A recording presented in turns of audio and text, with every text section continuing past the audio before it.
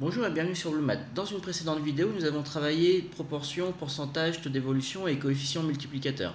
Le coefficient multiplicateur, nous allons beaucoup l'utiliser dans cette vidéo puisque nous allons travailler évolution successive et évolution réciproque. Vous allez voir qu'on va beaucoup utiliser cette notion de coefficient multiplicateur dans cette vidéo. Pour étudier deux évolutions successives, on va prendre un premier coefficient multiplicateur qu'on va appeler CM1, un deuxième coefficient multiplicateur qu'on va appeler CM2. Et donc, pour passer d'une première valeur V0 à une valeur V1, donc on va multiplier par ce coefficient multiplicateur CM1. Et pour passer de V1 à V2, on va multiplier par le deuxième coefficient multiplicateur CM2. Ce qu'on cherche à étudier, c'est comment est-ce qu'on pourrait passer directement de V0 à V2.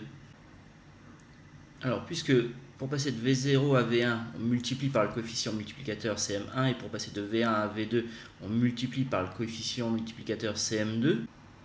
Donc on voit qu'on passe de V0 à V2 en multipliant par le premier coefficient multiplicateur CM1 et en multipliant ensuite par le deuxième coefficient multiplicateur CM2. Donc on peut définir un coefficient multiplicateur global qui permet directement de passer de V0 à V2. Et donc pour faire ça, c'est d'abord de passer par le coefficient multiplicateur 1 et ensuite par le coefficient multiplicateur 2. Finalement, pour deux évolutions successives de coefficients CM1 et CM2, on obtient un coefficient multiplicateur global en multipliant ces deux coefficients CM1 et CM2. Et si on a un coefficient multiplicateur global, on va avoir forcément un taux d'évolution global qui lui correspond. Et ce taux d'évolution global, il se retrouve facilement de la même manière que précédemment. Donc c'est notre coefficient multiplicateur global, moins 1. Donc on va avoir une propriété en prenant T1 et T2 les taux d'évolution des coefficients multiplicateurs CM1 et CM2. On va, en réécrivant d'une autre manière la formule qu'on vient de voir, que 1 plus le taux global est égal à 1 plus T1 facteur de 1 plus T2. Quelque chose d'important, c'est ce que j'ai mis ici. Donc, il faut faire attention. Donc, on ne peut pas simplement additionner deux taux d'évolution successifs pour obtenir le taux d'évolution global. Si on part sur une augmentation, par exemple de 20%, et ensuite une augmentation, disons, de 30%, donc l'augmentation globale, donc on ne peut pas dire que c'est une augmentation de 50%. Donc c'est faux de dire ça. D'accord ? On peut le vérifier avec le calcul ici. Une augmentation de 20%, donc nous fait un coefficient de 1,2. Une augmentation de 30% nous fait un coefficient de 1,3. On vient de voir au-dessus que nous, pour avoir le taux d'évolution global, en passant par les coefficients multiplicateurs, on multiplie ces deux-là, on obtient 1,56 et 1,56 qui est notre coefficient multiplicateur moins 1, on obtient 0,56 et donc ça correspond à une augmentation de 56% et non pas une augmentation de 50%. Donc important de retenir ça, on ne peut pas simplement additionner, soustraire des taux d'évolution comme ça, donc il faut chaque fois passer par le coefficient multiplicateur global pour revenir au taux d'évolution global. On va appliquer ce qu'on vient de voir dans l'exercice 6. En janvier 2017, le prix d'un billet d'avion Tontouta à Brisbane coûtait 45 000 francs. À la même époque, l'année suivante, ce même billet coûtait 54 000 francs. Puis en 2019, le prix de ce billet coûtait 60 000 francs. Alors on nous demande de calculer de deux manières différentes le taux d'évolution global entre 2017 et 2019.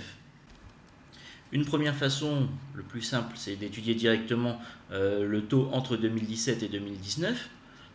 Donc ce taux, c'est la valeur finale moins la valeur initiale sur la valeur initiale. Donc notre valeur finale, c'est 60 000 francs en 2019. Notre valeur initiale en 2017, c'était 45 000 francs. Donc divisé par 45 000. Donc ça fait 15 000 sur 45 000. On trouve environ 0,33, donc ça correspond à une augmentation d'environ 33%. Deuxième méthode, c'est d'étudier successivement les taux d'évolution, d'abord de 2017 à 2018, puis de 2018 à 2019, et de voir avec les formules qu'on vient de voir juste au-dessus, est-ce qu'on retrouve bien ces 33%. Donc on aurait un premier taux entre 2017 et 2018. Donc en 2018, le billet est à 54 000 francs. donc 54 000 moins 45 000 sur 45 000, donc 9 000 sur 45 000,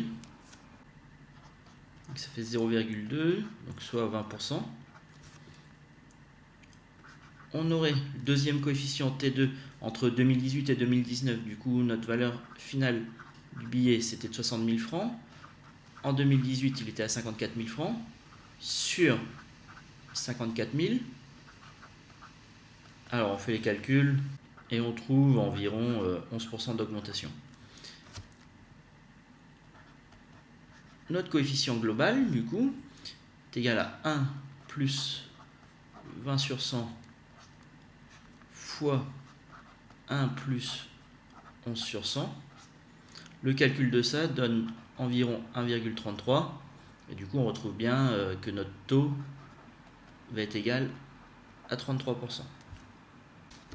Alors ici, puisqu'on a les valeurs, c'est mieux de faire avec notre première façon, mais si on n'avait que les taux d'évolution, on aurait été obligé de passer par les taux d'évolution successifs pour trouver le taux d'évolution global.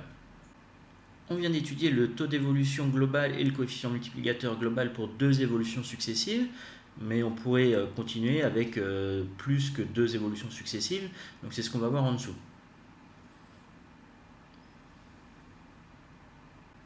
On va voir ce qui se passe pour un nombre n d'évolutions successives.